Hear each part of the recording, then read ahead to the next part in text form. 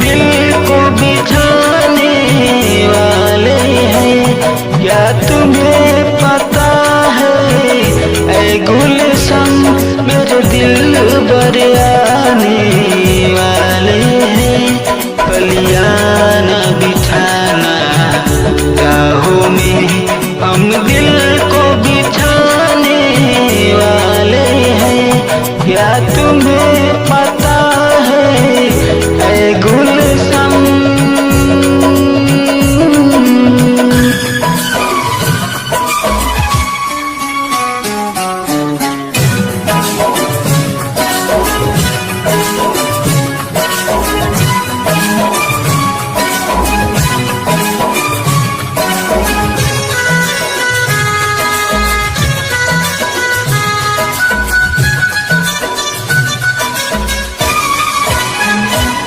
ये पहली बार का मिलना भी कितना पागल कर देता है। ये पहली बार का मिलना भी कितना पागल कर देता है। कुछ कुछ होता है सांसों में पर ना जाने क्यों होता है।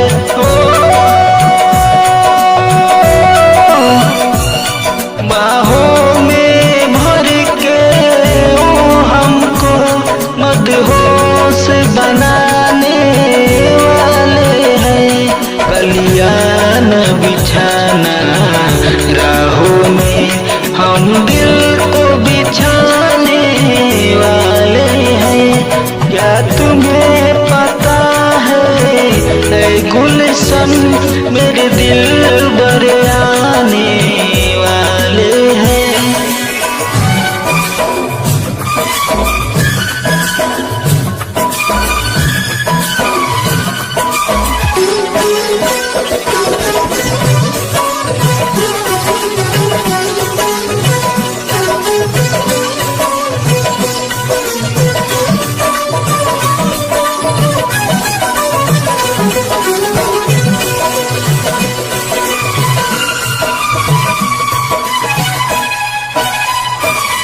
मासूम अंदाज नया फूलों से हंसी वो चेहरा है।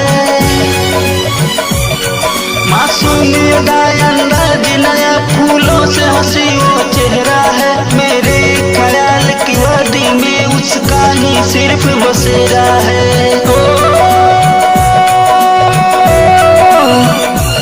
हम अपने प्यार की ये बारिश उन पे बरसाने वाले हैं। कलियां न बिछाना राहों में, हम दिल को बिछाने वाले हैं। क्या तुम्हें पता है ऐ गुलशन मेरे दिल भर आने वाले हैं। कलियां न बिछाना